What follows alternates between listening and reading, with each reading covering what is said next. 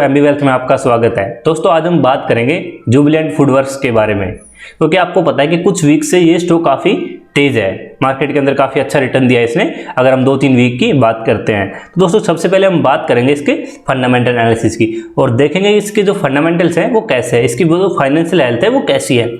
और दोस्तों उसके बाद हम बात करेंगे इसके बिजनेस एनालिसिस की और देखेंगे कंपनी का जो बिजनेस है वो कैसा है। और दोस्तों उसके बाद हम बात करेंगे इसके टेक्निकल एनालिसिस की, तो देखेंगे कंपनी के सपोर्ट और रेजिस्टेंस कहाँ पे है और कहाँ पे इसकी बाइंग लेवल हो सकता है। और दोस्तों उसके बाद हम बात करेंगे इसके प्राइस फोरकास्ट की कि मान लो अगर आप इस ईयर के अंदर इस स्टॉक के अंदर इन्वेस्ट करते हो तो आने वाले 1 या 2 साल के अंदर ये कितना रिटर्न आपको दे सकता है। और दोस्तों उसके बाद हम बात करेंगे लास्ट के अंदर कि इस स्टॉक को खरीदना चाहिए या नहीं खरीदना चाहिए। अगर इस स्टॉक को खरीदना चाहिए तो उसके पीछे क्या रीजंस है, अगर नहीं खरीदना चाहिए उसके पीछे क्या रीजंस है। और दोस्तों अगर अभी तक आपने हमारा चैनल सब्सक्राइब नहीं किया है तो प्लीज़ इसको जरूर सब्सक्राइब करना और साथ में बेल आइकन भी प्रेस करना, ताकि जब भी कोई नया वीडियो बनाए उसकी नोटिफिकेशन आपके पास सबसे पहले आ जाए। तो चलिए दोस्तों स्टार्ट करते हैं।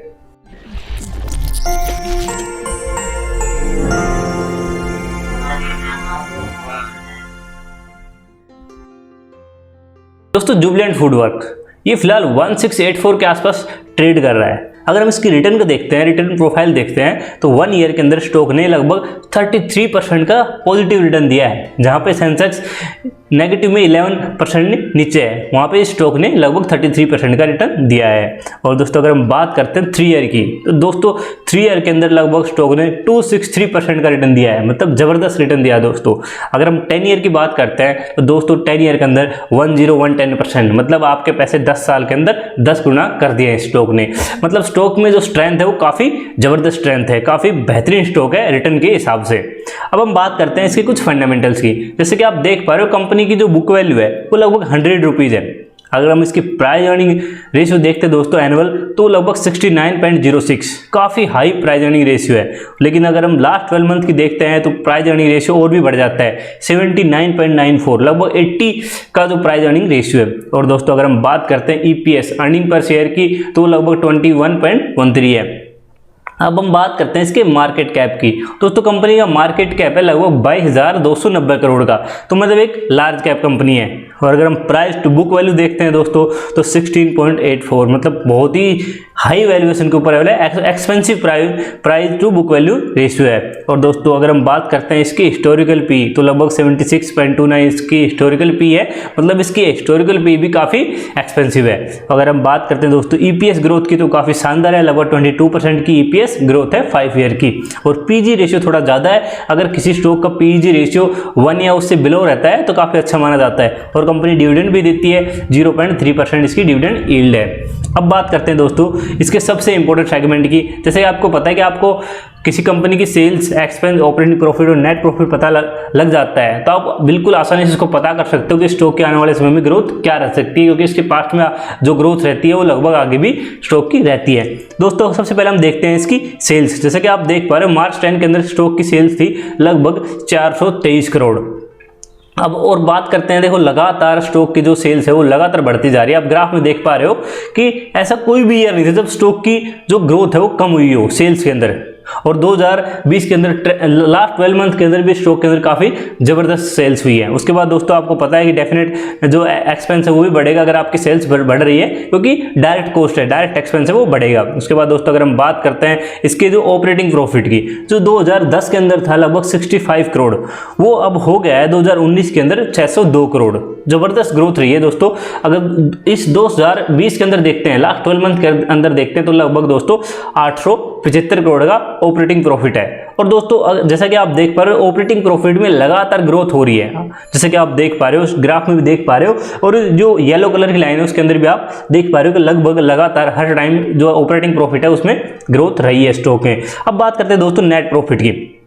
दोस्तों 2010 के अंदर कंपनी का नेट प्रॉफिट था वो 32 करोड़ का था, जो कि 2019 के अंदर 319 करोड़ का था, 19 करोड़ का हो गया है। और दोस्तों अगर हम बात करते हैं 2020 के अंदर लास्ट 12 मंथ के अंदर तो लगभग 279, मतलब जो नेट प्रॉफिट है वो थोड़ा कम हुआ है। लेकिन नेट प्रॉफिट की प्रॉब्लम ये है कि नेट प्रॉफिट लगातार नहीं बढ़ रहा, जैसे कि सेल्स बढ़ रही है, ऑपरेटिंग प्रॉफिट बढ़ रहा है, वैसे नेट प्रॉफिट लगातार नहीं बढ़ रहा है, कभी कम हो जा रहा है, कभी ज़्यादा हो जा रहा है। तो इस चीज़ का हम ऐसे देखते हैं कि इसकी ग्रोथ कितनी हो रही है, क्योंकि यहाँ से आपको सिर्फ ये दिख रहा है कि सेल्स बहुत ही अच्छे से बढ़ रही है, नेट प्रॉफिट भी बढ़ रहा है, ऑपरेटिंग प्रॉफिट बढ़ रहा है, लेकिन आप ये पता नहीं लगा पाओगे कि कितनी परसेंट से कौन सी चीज़ बढ़ रही है, कि कौन सी सेल्स ज़्यादा बढ़ रही है, सेल्स के अंदर ग्रोथ ज़्यादा हो रही है, या ऑपरेटिंग प्रॉफिट के अंदर जो ग्रोथ है वो ज़्यादा हो रही है, या एक्सपेंस के अंदर ज़्यादा ग्रोथ हो रही है। तो हम बैलेंस की ग्रोथ देख लेते हैं।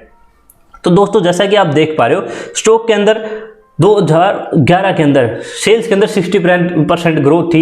अगर हम एक्सपेंस के अंदर देखते हैं तो 56, मतलब सेल्स ग्रोथ से एक्सपेंस ग्रोथ कम थी, तो यहाँ पे अच्छी बात है। उसके बाद ऑपरेटिंग जो प्रॉफिट है उसके अंदर 83% की ग्रोथ, और नेट प्रॉफिट की बात करते हैं तो 118, लगभग 118% की ग्रोथ उसके अंदर रहती है। तो मतलब एक आइडियल सिचुएशन है 2011 के अंदर तो। लेकिन अगर हम 2012 की बात करते हैं तो जो सेल्स ग्रोथ है वो 50% रहती है, एक्सपेंस ग्रोथ उससे नीचे रहती है, 48 लगभग पहुंच गई है सेल्स ग्रोथ के पास, लेकिन ऑपरेटिंग प्रॉफिट काफ़ी अच्छा रहता है 58%, लेकिन नेट प्रॉफिट थोड़ा कम हो जाता है 44%। उसके बाद दोस्तों अगर हम बात करते हैं मार्च 13 की, तो जो सेल्स ग्रोथ है वो 39% रहती है, लेकिन एक्सपेंस ज़्यादा बढ़ जाता है, 41% हो जाता है, ऑपरेटिंग प्रॉफिट घट जाता है, 28% रहता है, और जो नेट प्रॉफिट रहता है वो 27% से बढ़ता है। तो यहाँ पे थोड़ी कंपनी के लिए इशू स्टार्ट हो गए हैं, क्योंकि जो इसकी एक्सपेंस है वो ज़्यादा बढ़ रहे हैं सेल्स से। उसके बाद दोस्तों अगर बात करते हैं मार्च 14 की, तो जो सेल्स है वो 23% बढ़ती है, लेकिन एक्सपेंस 27% से बढ़ता है, और ऑपरेटिंग जो प्रॉफिट ग्रोथ है वो 3% रहती है, और जो नेट प्रॉफिट है वो डाउन हो जाता है, 10% से नेगेटिव में चला जाता है। तो उसके बाद दोस्तों अगर हम 15 की बात करते हैं तो जो सेल्स ग्रोथ है वो 21% रहती है, लेकिन एक्सपेंस ग्रोथ यहाँ भी ज़्यादा रहती है 24%, और ऑपरेटिंग प्रॉफिट रहती है सिर्फ 2%, और नेट प्रॉफिट के अंदर 6% का फिर से डिक्लाइन आता है। उसके बाद दोस्तों अगर 16 के अंदर देखते हैं तो जो सेल्स ग्रोथ है वो 16% रहती है, और एक्सपेंस रहता है 18%। यहाँ भी जो एक्सपेंस है वो ज़्यादा बढ़ रहा है, ऑपरेटिंग प्रॉफिट ग्रोथ है वो 4% रहती है, और नेट प्रॉफिट यहाँ भी 13% कम हो जाता है। अब हम देखते हैं मार्च 17 की 2017 के अंदर। दोस्तों जो सेल्स ग्रोथ रहती है वो 6% रहती है, लेकिन एक्सपेंस ग्रोथ 8% रहती है, वहाँ भी एक्सपेंस ग्रोथ ज़्यादा रहती है। अगर हम बात करते हैं ऑपरेटिंग प्रॉफिट ग्रोथ, तो वो नेगेटिव में, यहाँ फर्स्ट टाइम जो ऑपरेटिंग प्रॉफिट ग्रोथ है वो नेगेटिव में चले जाती है 8%। और अगर हम बात करते हैं नेट प्रॉफिट ग्रोथ के अंदर, तो वो 40% से डिक्रीज हो जाती है। तो यहाँ पे कंपनी के अंदर काफ़ी जो सिनेरियो चेंज होता है, क्योंकि ऑपरेटिंग प्रॉफिट वो बहुत ज़्यादा गिर जाता है। लेकिन 2018 के अंदर कंपनी ने जबरदस्त बाउंस बैक करती है, और जो सेल्स होती है उसके अंदर 17% की ग्रोथ रहती है, लेकिन एक्सपेंस यहाँ पे बहुत टाइम बाद, काफ़ी सालों बाद जो एक्सपेंस है वो कम हो जाता है, उसकी ग्रोथ 10% रहती है। लेकिन ऑपरेटिंग प्रॉफिट का कंपनी का 81%। अगर आप बात करते हो उसकी नेट प्रॉफिट की ग्रोथ की, तो लगभग 240% का जो उसका ऑपरेटिंग प्रॉफिट ग्रोथ बढ़ी थी। तो दोस्तों जैसा कि आप देख पा रहे हो, ये सब जो क्वार्टरली रिजल्ट रहता है उसमें पता चल जाता है कंपनी कैसे ग्रो कर रही है। तो आप देखोगे कि जैसे कि आप आगे चल के हम चार्ट के ऊपर देखेंगे तो आपको पता चल जाएगा कि स्टॉक का प्राइस कहाँ से स्पीड पकड़ना स्टार्ट किया था।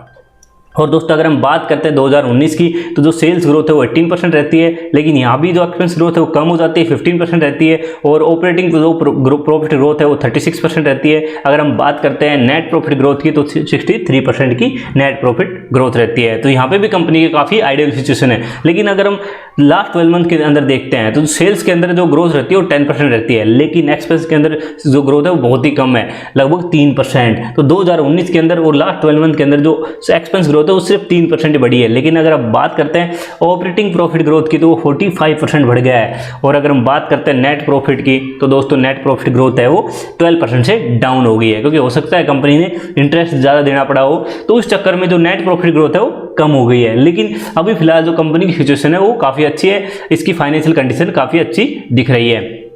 उसके बाद दोस्तों अगर हम देखते हैं इसके क्वार्टरली रिजल्ट्स की, तो कि अगर हम जून क्वार्टर से देखते हैं तो मार्च 20 अभी जो क्वार्टर गया था लास्ट, उसके अंदर किसकी क्या सिचुएशन रहती है। तो जैसे कि आप देख पा रहे हो दोस्तों, लगभग जून 18, सितंबर 18 और दिसंबर 18 में कंपनी का जो ग्रोथ रहती है वो काफ़ी अच्छी रहती है सेल्स के अंदर। उसके बाद अगर हम बात करते हैं क्वार्टर मार्च 19 के अंदर, तो वहाँ पर कंपनी की जो सेल्स है और एक्सपेंस है, सारी चीज़ें धीरे धीरे थोड़ा कम होती है। लेकिन उसके बाद कंपनी ने लगातार जो बेहतरीन ग्रोथ की है, लगभग 4 क्वार्टर के अंदर कंपनी की जो ग्रोथ है वो शानदार रही है। लेकिन अगर मार्च क्वार्टर की बात करते हैं, तो कंपनी की जो नेट सेल्स है वो लगभग 908 करोड़ की रही है, एक्सपेंस लगभग 739 करोड़ का रहा है। और अगर हम ऑपरेटिंग प्रॉफिट की बात करते हैं, तो लगभग 169 के आसपास रहा है। नेट प्रॉफिट काफ़ी कम हो गया है, 33 करोड़ का रह गया है। तो ये इसके जो क्वार्टरली रिजल्ट है उसका एनालिसिस है। दोस्तों अब बात करते हैं इसके रेशियो की। जैसे कि आप बात, सबसे इंपॉर्टेंट रेशियो आता है दोस्तों डेब्ट इक्विटी रेशियो। जो किसी भी कंपनी के लिए आपको पता है सबसे इंपॉर्टेंट रेशियो होता है कि कंपनी पर कर्जा कितना है। तो यहाँ कंपनी बिल्कुल क्लीन है, कंपनी के ऊपर कोई कर्जा नहीं है। उसके बाद दोस्तों अगर हम इसका नेट प्रॉफिट मार्जिन देखते हैं तो दोस्तों कंपनी का नेट प्रॉफिट मार्जिन काफ़ी अच्छा है, लगभग 9.02। दोस्तों अगर किसी कंपनी का नेट प्रॉफिट मार्जिन 15% रहता है तब अच्छा माना जाता है। लेकिन सबसे इंपॉर्टेंट बात यह है दोस्तों, कंपनी अपना जो नेट प्रॉफिट मार्जिन है वो लगातार इंप्रूव कर रही है। यहाँ पे ये कंपनी के लिए पॉजिटिव चीज़ है और आने वाले समय में कंपनी अपने अगर नेट प्रॉफिट मार्जिन में और इंप्रूव करती है तो काफ़ी इसका जो नेट प्रॉफिट मार्जिन काफ़ी अट्रैक्टिव हो जाएगा। और दोस्तों अगर हम बात करते हैं इसके करंट रेशियोज की, करंट रेशियो तो आपको पता है दोस्तों, करंट एसेट अपन करंट लायबिलिटीज। तो दोस्तों यहाँ पे कंपनी का जो करंट रेशियो है वो 1.49 है। दोस्तों अगर किसी कंपनी का करंट रेशियो 2 या उससे अबो रहता है तो काफ़ी अच्छा माना जाता है, लेकिन कंपनी का 1.5 के आसपास है जो कि ठीक ठाक है। और सबसे इंपॉर्टेंट बात है दोस्तों, जो अपने करंट रेशियो कंपनी उसको इंप्रूव कर रही है, तो यहाँ पे एक पॉजिटिव माना जाएगा कि कंपनी की जो करंट एसेट है वो स्ट्रॉन्ग हो रहे हैं और करंट लायबिलिटीज वीक हो रही हैं, तो ये कंपनी के लिए पॉजिटिव है। अब हम बात करते हैं इसके इंटरेस्ट कवरेज रेशियो की। दोस्तों इंटरेस्ट कवरेज रेशियो होता है earning before interest and tax upon interest. जैसा कि आप देख पा रहे हैं दोस्तों, इंटरेस्ट कवरेज रेशियो लगभग 3232 का है। मतलब कंपनी जो इंटरेस्ट देती है उससे इतने गुना पैसे कमाती है, तो कंपनी के ऊपर कर्जा है ही नहीं बिल्कुल भी, तो इतना इंटरेस्ट कवरेज रेशियो कोई शॉकिंग बात नहीं है। दोस्तों अब हम बात करते हैं इसके शेयर होल्डिंग पैटर्न की।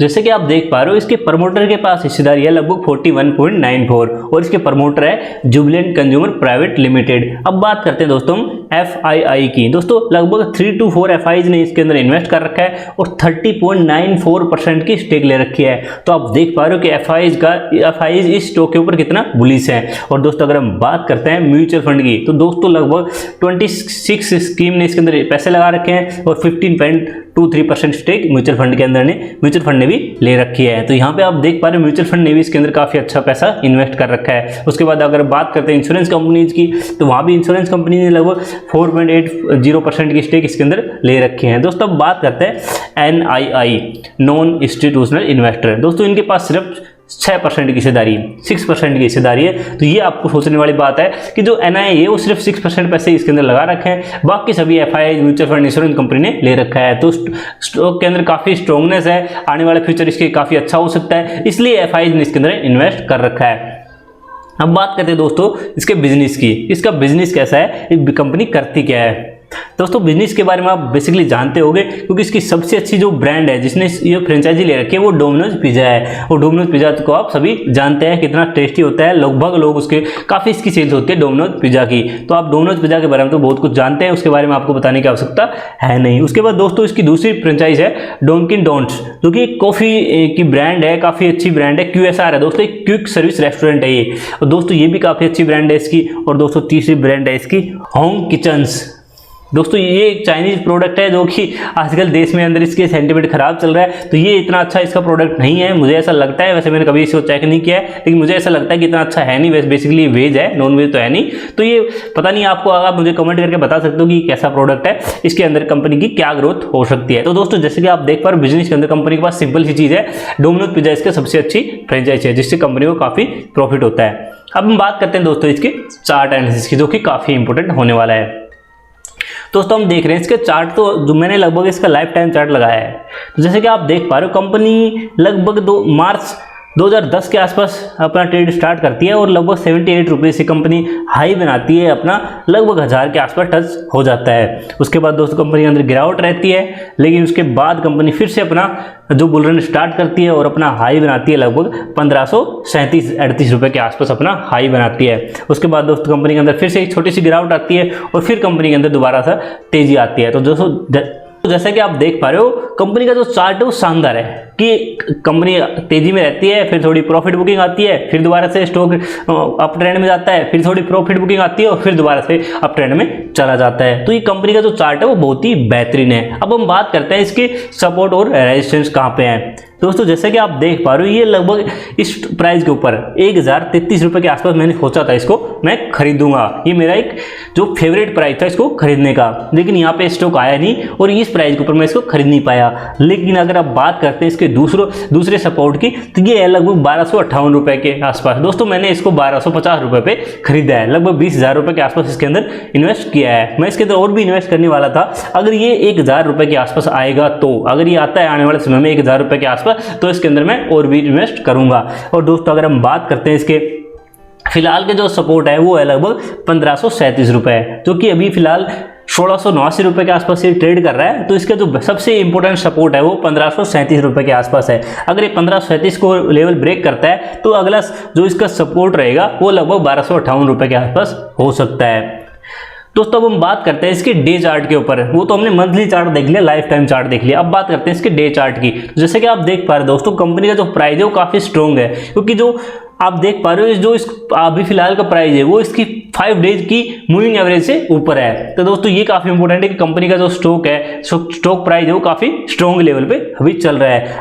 अगर यहाँ से डाउन जाता है तो सबसे पहले इसको अपनी 25 डेज की ईएमए को तोड़ना होगा, जो कि लगभग 1658 रुपये है। और उसके अगर उसको तोड़ता है तो उसके बाद इसकी 50 डेज की ईएमए आ जाती है लगभग 1625 रुपये। और दोस्तों सबसे इंपॉर्टेंट इसका लेवल रहेगा लगभग 1529 रुपये, जो इसकी 200 डेज की ईएमए है। तो ये काफ़ी इसके इंपॉर्टेंट लेवल्स है जो कि मूविंग एवरेज के हिसाब से हमने देखे हैं। अब हम बात करते हैं इसके आरएसआई की आरएसआई क्या बता रहा है। दोस्तों जैसे कि आप देख पा रहे हो आरएसआई लगभग है 54.8 के आसपास इसका आरएसआई है, मतलब काफ़ी स्ट्रॉन्ग शेयर है अभी फिलहाल, काफ़ी ट्रेंड में, लेकिन और बोट नहीं है, नहीं और होल्ड है, लगभग बीच में अंदर ये ट्रेड कर रहा है। तो यहाँ पे कुछ भी कहना बिल्कुल गलत होगा कि स्टॉक ऊपर जाएगा या नीचे जाएगा। लेकिन आपको पता है अगर आरएसआई के अगर 70 से ऊपर कोई स्टॉक चला जाता है तो लगभग चांसेस रहते हैं वो नीचे की तरफ आएगा, लेकिन ये फिलहाल बीच के अंदर है, तो इसका कुछ भी अनुमान लगाना बिल्कुल भी सही नहीं होगा।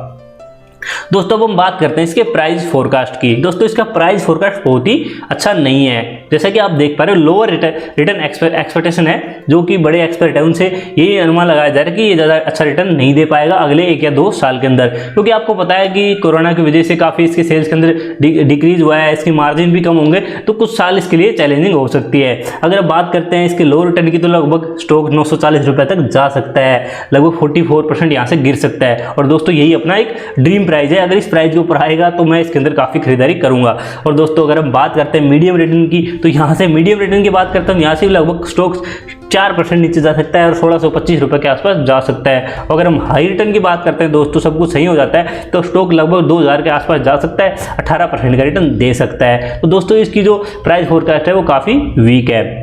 और दोस्तों अगर हम बात करते हैं इसके बाई और सेल की, तो दोस्तों ये मुझे बिल्कुल 100% इस स्टॉक को मुझे खरीदना है। आप भी इसको खरीद सकते हो, ऐसी मेरी रिकमेंडेशन है, लेकिन वो आपके रिस्क प्रोफाइल पर डिपेंड करता है कि आप इसको खरीदोगे या नहीं खरीदोगे। लेकिन मैं इसको खरीदूंगा 1000 रुपये के आसपास। अगर ये स्टॉक 1000 रुपये के आसपास आता है तो मैं इसको और खरीदूंगा, क्योंकि पहले ही मेरे 1250 रुपये के आसपास मैंने इसको खरीद रखा है, लेकिन इसके ऊपर मैं इसको नहीं खरीदूंगा। अगर ये 1000 से नीचे जाता है तो मैं इसको डेफिनेट खरीदूंगा। तो दोस्तों मैं उम्मीद करता हूँ आपको वीडियो पसंद आया होगा। अगर आपको पसंद आया तो प्लीज़ इसको लाइक करना और चैनल को सब्सक्राइब करना बिल्कुल भी मत भूलना। Thank you for watching.